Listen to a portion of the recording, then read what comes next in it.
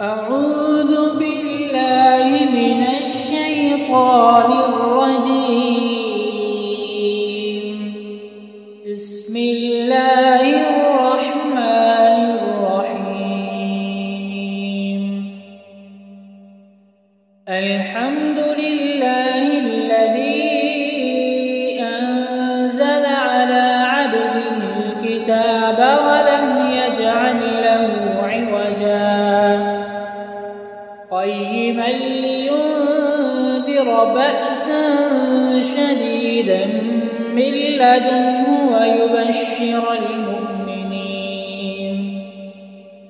ويبشر المؤمنين الذين يعملون الصالحات أن لهم أجرا حسنا ماكثين فيه أبدا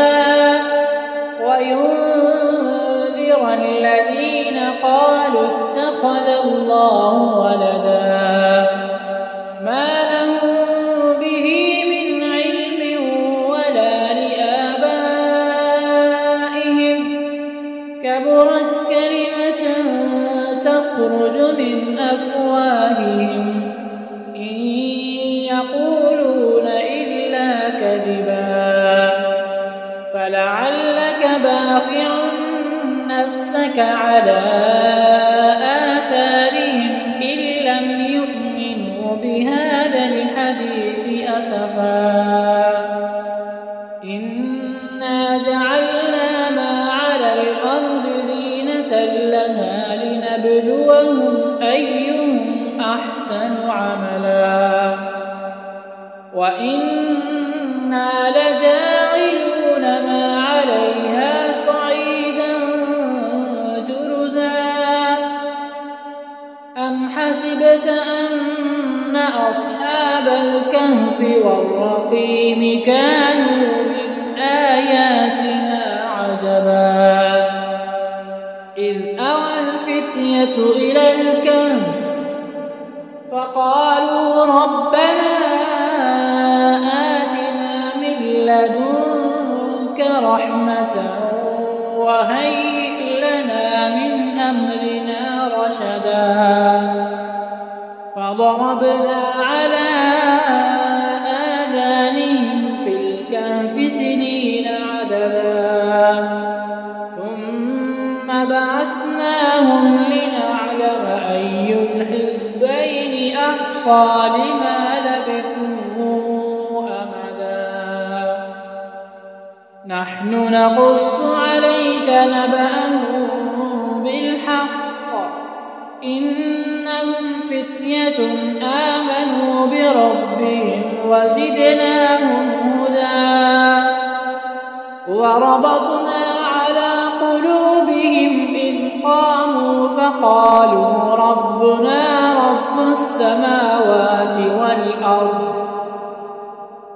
فقالوا ربنا رب السماوات والأرض لن ندعو من دونه إلها لقد قلنا إذا شططا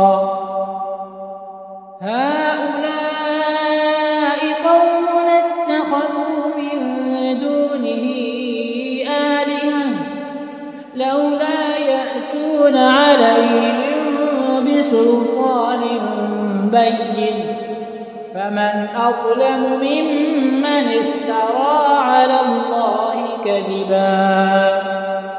وإذ اعتزلتموهم وما يعبدون إلا الله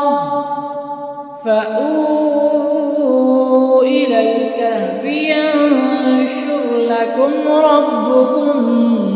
من رحمته ويهيئ لكم من أمركم مرفقا وترى الشمس إذا طلعت تزاور عن كهفهم ذات اليمين وإذا غربت تقرضهم ذات الشمال وهم في فجوة منه ذلك من آيات الله من يهد الله فهو المهتد ومن يضلل فلن تجد له وليا مرشدا وتحسبهم أيقاظا وهم رقود ونقلبهم ذات اليمين وذات الشمال وكلبهم باسط ذراعيه بالوصيد لو اطلعت عليهم لوليت منهم فرارا ولملئت منهم رعبا وكذلك بعثناهم ليتساءلوا بينهم قال قائل منهم كم لبثتم قالوا لبثنا يوما أو بعض يوم قالوا ربكم أعلم بما لبثتم فابعثوا أحدكم بورقكم هذه إلى المدينة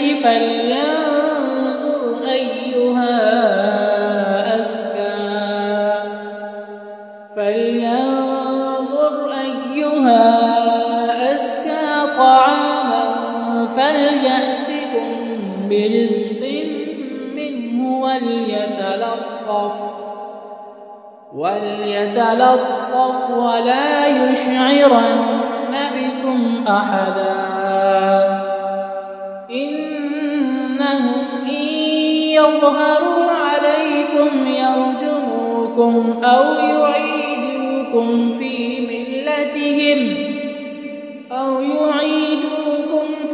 ملتهم ولن تفلحوا إذا أبدا وكذلك أعثرنا عليهم ليعلموا أن وعد الله حق وأن الساعة لا ريب فيها إذ يتنازعون بينهم أمرهم فقالوا ابنوا عليهم بنيانا ربهم أعلم بهم قال الذين غلبوا على أمرهم لنتخذن عليهم مسجدا سيقولون ثلاثة رابعهم كلبهم ويقولون خمسة سادسهم كلبهم رجما بالغيب ويقولون سبعة وثامنهم كلبهم قل ربي أعلم بعدتهم ما يعلمهم إلا قليل فلا تمار فيهم إلا مراء ظاهرا ولا تستفت فيهم منهم أحدا ولا تقولن لشيء إني فاعل ذلك غدا إلا أن يشاء الله واذكر ربك إذا نسيت وقل عسى أن يهديني ربي لأقرب من هذا رشدا ولبثوا في كهفهم 300 سنين وازدادوا 9 قل الله أعلم بما لبثوا له غيب السماوات والأرض أبصر به وأسمع ما لهم من دونه من ولي ولي ولا يشرك في حكمه أحدا واتل ما أوحي إليك من كتاب ربك لا مبدل لكلماته ولن تجد من دونه ملتحدا واصبر نفسك مع الذين يدعون ربهم بالغداة والعشي يريدون وجهه ولا تعد عيناك عنهم تريد زينة الحياة الدنيا ولا تطع من أغفلنا قلبه عن ذكرنا واتبع هواه وكان أمره فرطا وقل الحق من ربكم فمن شاء فليؤمن ومن شاء فليكفر إنا أعتدنا للظالمين نارا أحاط بهم سرادقها وإن يستغيثوا يغاثوا بماء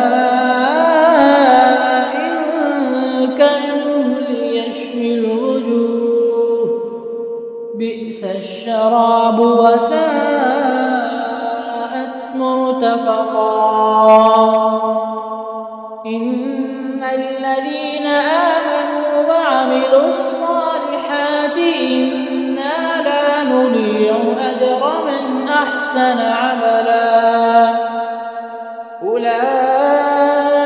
لهم جنات عدن تجري تحتهم الأنهار يحلون فيها من أساور من ذهب ويلبسون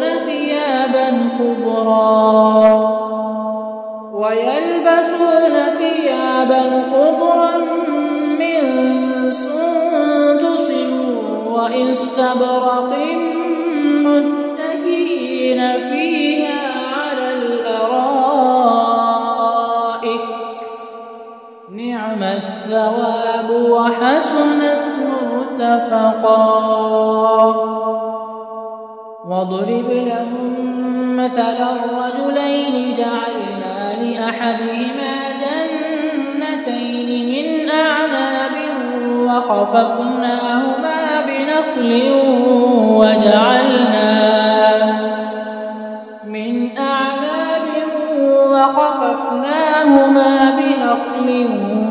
وجعلنا بينهما زرعا كلتا الجنتين آتت أكلها ولم تظلم منه شيئا وفجرنا خلالهما نهرا وكان له ثمر فقال لصاحبه وهو يحاوره أنا أكثر منك مالا وأعز نفرا ودخل جنته وهو ظالم لنفسه قال ما أظن أن تبيد هذه أبدا وما أظن الساعة قائمة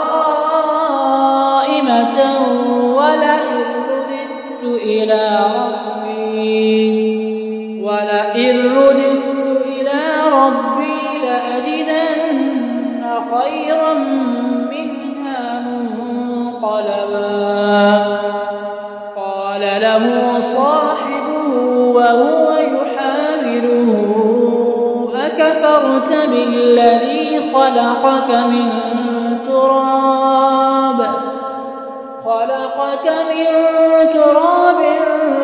ثم من نطفة ثم سواك رجلا لكن هو الله ربي ولا أشرك بربي أحدا ولولا إذ دخلت جنتك قلت ما شاء الله لا قوة إلا بالله إن ترني أنا أقل منك مالا وولدا فعسى ربي أن يؤتيني خيرا من جنتك ويرسل عليها حسبانا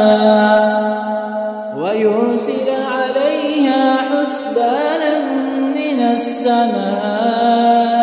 فتصبح صعيدا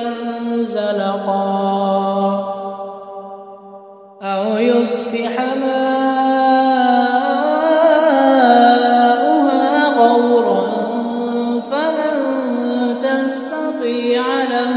طلبا وأحيط بثمره فأصبح يقلب كفيه على ما أنفق فيها وهي خاوية على عروشها ويقول يا ليتني لم أشرك بربي أحدا ولم تكن له فئة ينصرونه من دون الله وما كان منتصرا هنالك الولاية لله الحق هو خير ثوابا وخير عقبا واضرب لهم مثل الحياة الدنيا كماء أنزلناه من السماء فاختلط به نبات الأرض فأصبح هشيما تذروه الرياح وكان الله على كل شيء مقتدرا المال والبنون زينة الحياة الدنيا والباقيات الصالحات خير عند ربك ثوابا وخير أملا ويوم نسير الجبال وترى الأرض بارزة وحشرناهم فلم نغادر منهم أحدا وعرضوا على ربك صفا لقد جئتمونا كما خلقناكم أول مرة بل زعمتم أن لن نجعل لكم موعدا ووضع الكتاب فترى المجرمين مشفقين مما فيه ويقولون يا ويلتنا ما لهذا الكتاب لا يغادر صغيرة ولا كبيرة إلا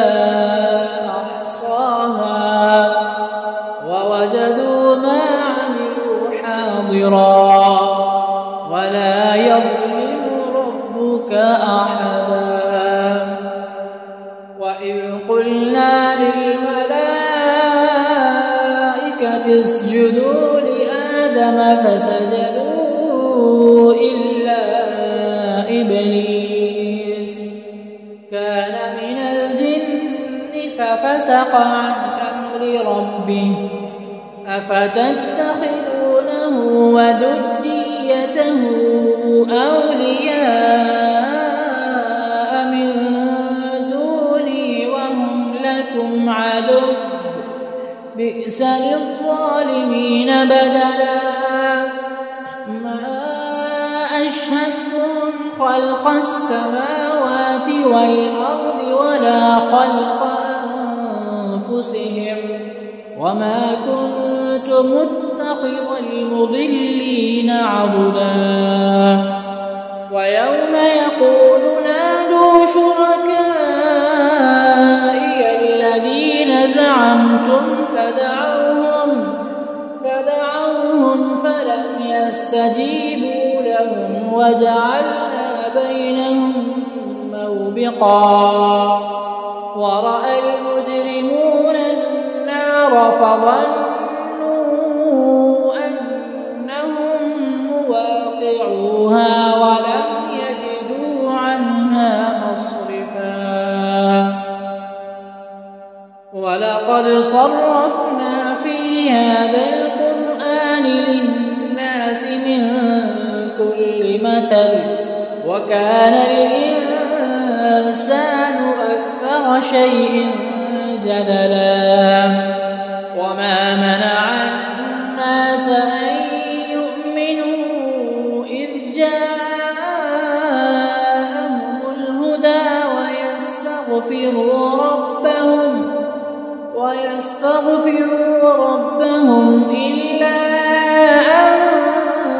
تأتيهم سنة الأولين أو يأتيهم العذاب قبلا وما نرسل المرسلين إلا مبشرين ومنذرين ويجادل الذين كفروا بالباطل ليدحضوا به الحق واتخذوا آياتي وما أنذروا هزوا ومن أظلم ممن ذكر بآيات ربه فأعرض عنها ونسي ما قدمت يداه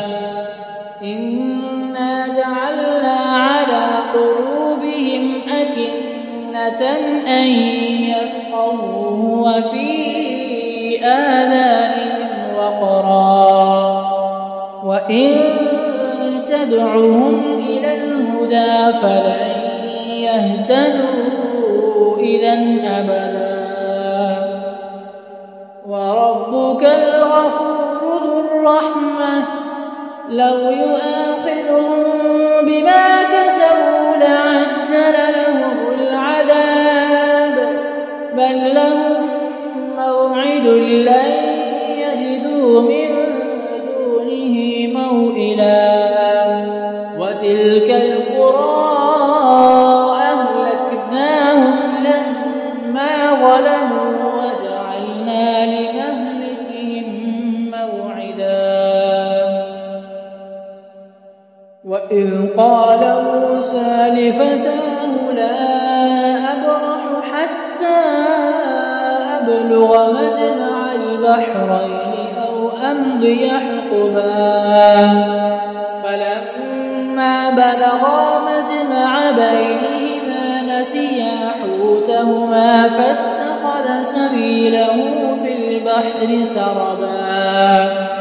فلما جاوزا قال لفتاه آتنا غداءنا لقد لقينا من سفرنا هذا نصبا قال أرأيت إذ أوينا إلى الصخرة فإني نسيت الحوت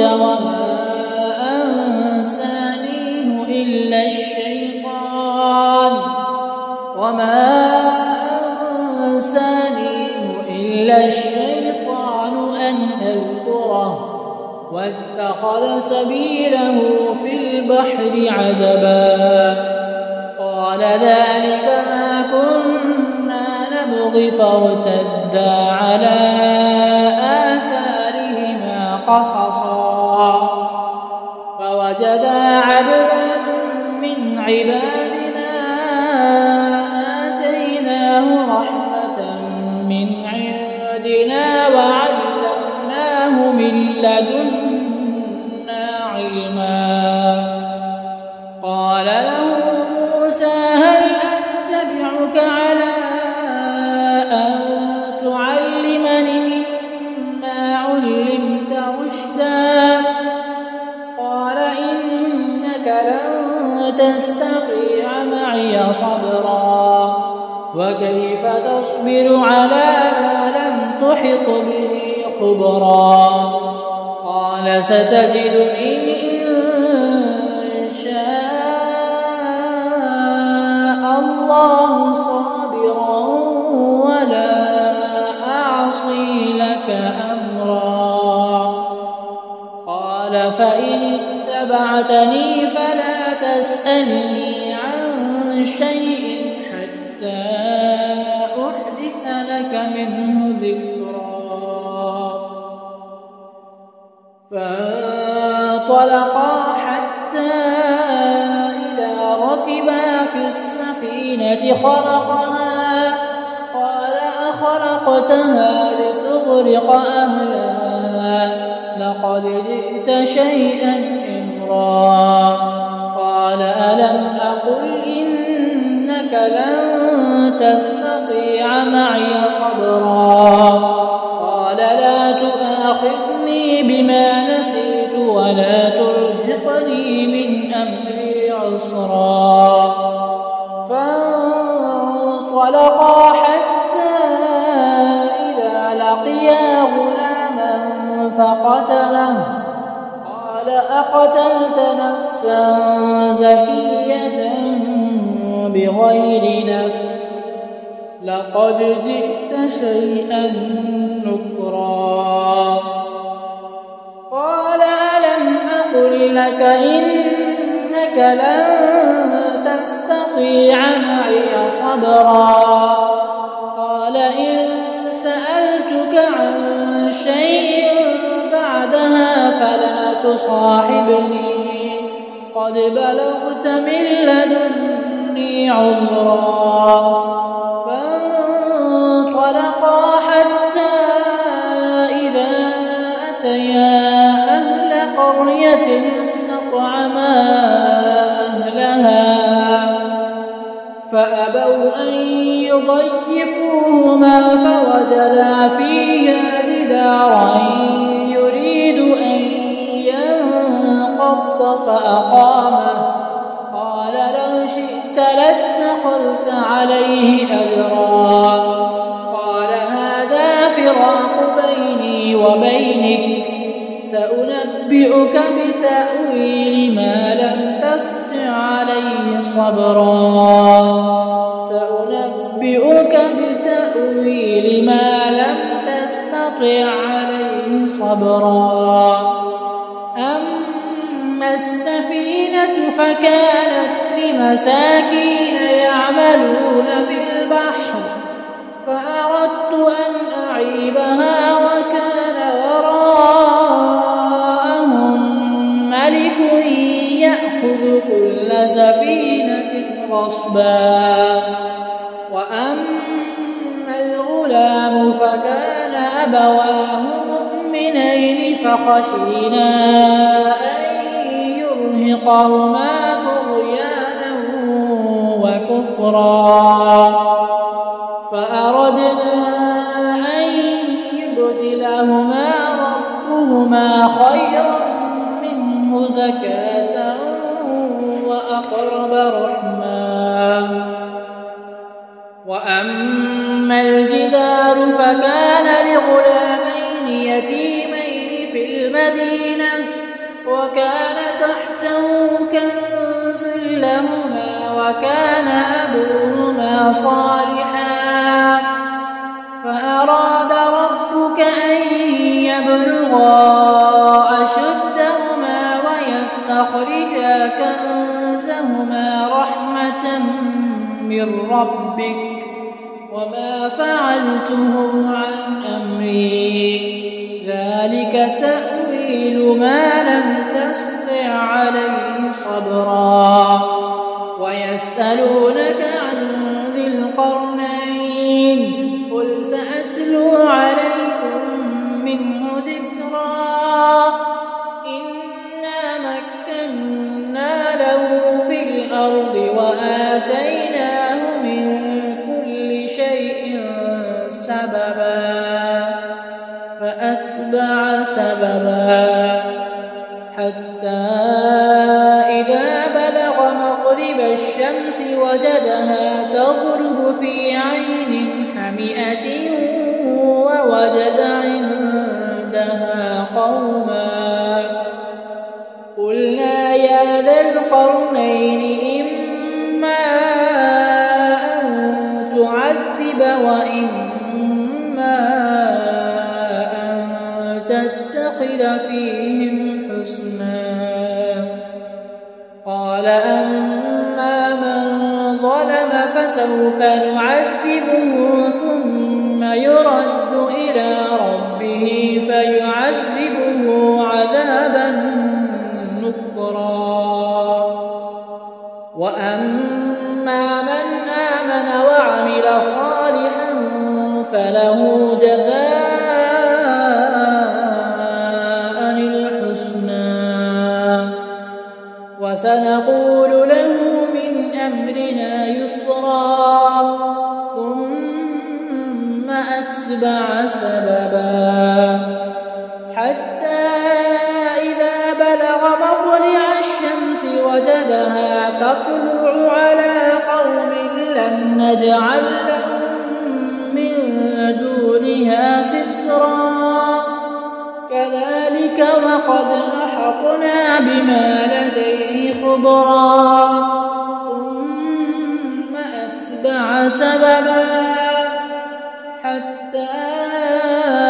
إذا بلغ بين السدين وجد من دونهما قوما لا يكادون يفقهون قولا قالوا يا ذا القرنين إن يأجوج ومأجوج مفسدون في الأرض فهل نجعل لك خرجا على أن تجعل بيننا وبينهم سدا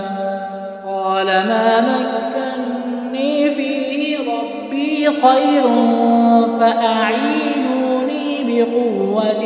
أجعل بينكم وبينهم ردما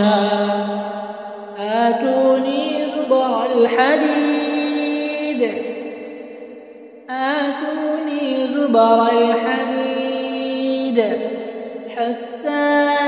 إذا ساوى بين الصدفين قال انفخوا حتى إذا جعله نارا قال آتوني أفرغ عليه قطرا فما استطاعوا أن يظهروه وما استطاعوا له نقبا قال هذا رحمة من ربي فإذا جاء وعد ربي جعله دكاء وكان وعد ربي حقا وتركنا بعضهم يومئذ يموج في بعض ونفخ في الصور فجمعناهم جمعا وعرضنا جهنم يومئذ للكافرين عرضا الذين كانت أعينهم في غطاء عن ذكري وكانوا لا يستطيعون سمعا أفحسب الذين كفروا أن يتخذوا عبادي من دوني أولياء إنا أعتدنا جهنم للكافرين نزلا قل هل ننبئكم بالأخسرين أعمالا الذين ضل سعيهم في الحياة الدنيا وهم يحسبون أنهم يحسنون صنعا أولئك الذين كفروا بآيات ربهم ولقائه فحبطت أعمالهم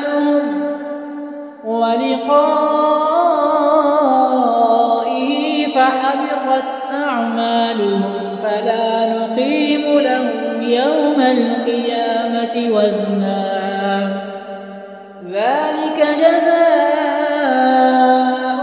جهنم بما كفروا واتخذوا آياتي ورسلي هزوا إن الذين آمنوا وعملوا الصالحات كانت لهم جنات الفردوس نزلا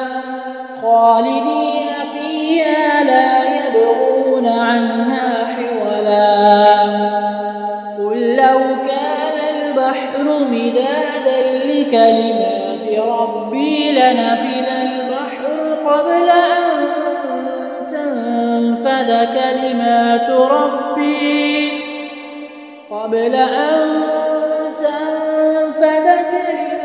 ربي ولو جئنا بمثله مددا قل إنما أنا بشر مثلكم يوحى